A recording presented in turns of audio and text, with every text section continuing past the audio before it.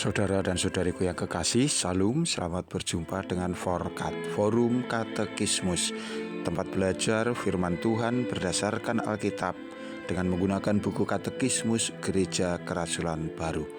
Damai sejahtera Tuhan Yesus Kristus menyertai kita.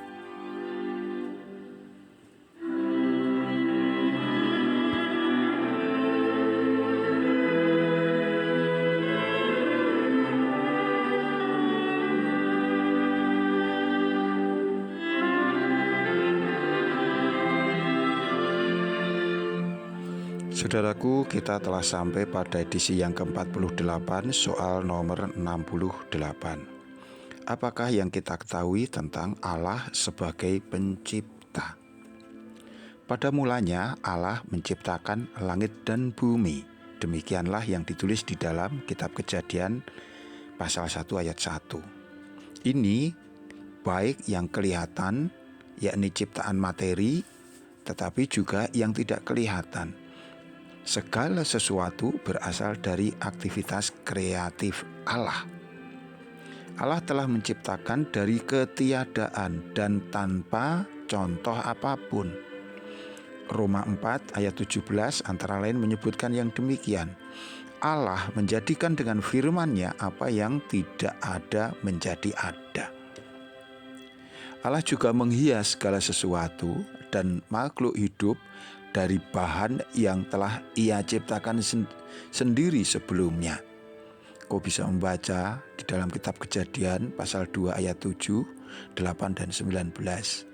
Dan juga menaruhkan hukum-Nya ke dalam diri mereka. Semua hal yang diciptakan itu semuanya tunduk kepada Allah.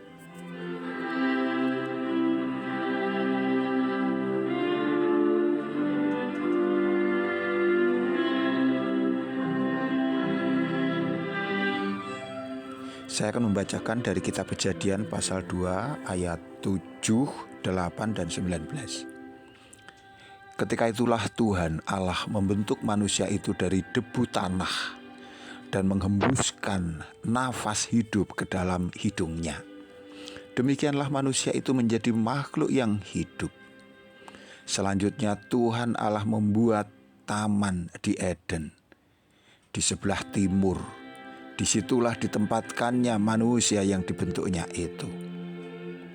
Lalu Tuhan Allah membentuk dari tanah segala binatang hutan dan segala burung di udara.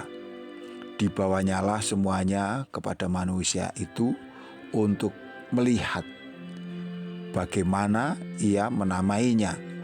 Dan seperti nama yang diberikan manusia itu kepada tiap-tiap makhluk yang hidup, demikianlah nanti nama makhluk itu.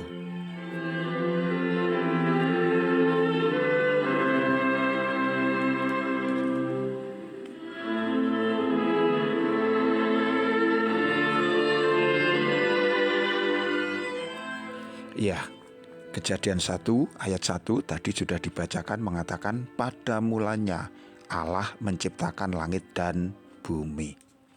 Pernyataan dari ayat pertama kitab suci ini mengungkapkan suatu kebenaran yang mendasar yang kita akui di dalam pasal kepercayaan Gereja Kerasulan Baru yang pertama. Allah lah yang telah menciptakan alam, yaitu langit, dan alam, yaitu bumi. Dan Dia yang melakukan demikian telah menempatkan bumi, yaitu dunia ini, di alam semesta. Disinilah Allah menjadi manusia, yaitu di dalam diri Tuhan Yesus Kristus. Segala sesuatu yang ada berasal dari aktivitas Allah yang berdaya cipta.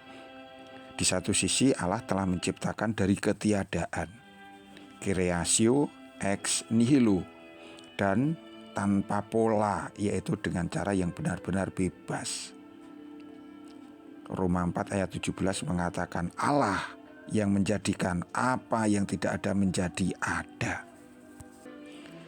Di sisi lain, Allah juga telah membentuk hal-hal atau juga makhluk hidup dari materi yang telah Ia ciptakannya sendiri. Segala yang diciptakan tunduk kepadanya. Ciptaan dan tatanannya memberikan kesaksian tentang kebijaksanaan Allah yang besarnya tidak dapat dibayangkan oleh manusia. Dengan kagum, sang penulis Mazmur berseru yang demikian. Betapa banyak perbuatanmu, ya Tuhan, sekaliannya kau jadikan dengan kebijaksanaan. Bumi penuh dengan ciptaanmu. Mazmur 104 ayat 24. Perjanjian Baru menyatakan bahwa Allah telah menciptakan segala sesuatu melalui putranya. Hal ini timbul terutama dari awal Injil Yohanes yang dikatakan demikian, pada mulanya adalah firman. Firman itu bersama-sama dengan Allah dan firman itu adalah Allah. Ia pada mulanya bersama-sama dengan Allah. Segala sesuatu dijadikan oleh Dia dan tanpa Dia tidak ada suatu pun yang telah jadi dari segala yang telah dijadikan. Yohanes 1 ayat 1 sampai dengan 3. Sebagaimana Bapa dan Putra, Roh Kudus juga adalah pencipta. Ini tersirat di dalam firman. Kejadian 1 ayat 26 mengatakan, baiklah kita menjadikan manusia menurut gambar dan rupa kita. Kata yang digunakan untuk menggantikan keberadaan Allah yaitu kita, yang itu adalah jamak. Melalui firman-Nya, Allah Tritunggal telah menciptakan dunia material.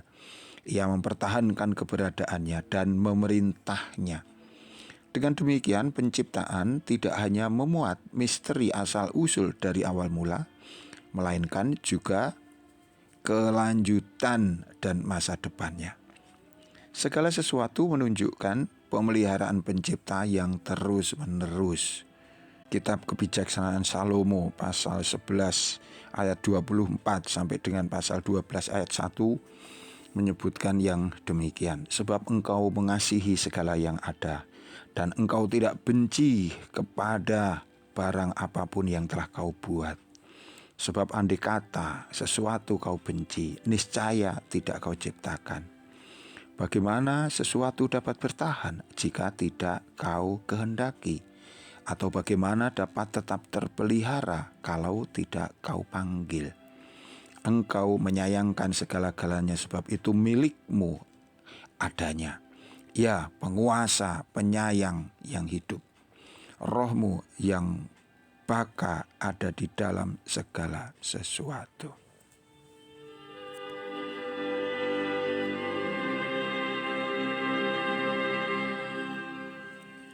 Saudara dan saudari terkasih, kita kini mengerti bagaimana Allah Sang Pencipta, oleh karena daya cipta yang berasal dari Dia segala sesuatu ini jadi, termasuk engkau dan saya, tetapi bukan itu juga termasuk masa depan kita.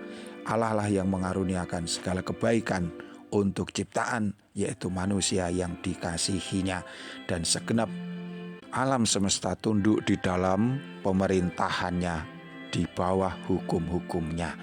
Tuhan memberkati kita, sampai jumpa. Amin.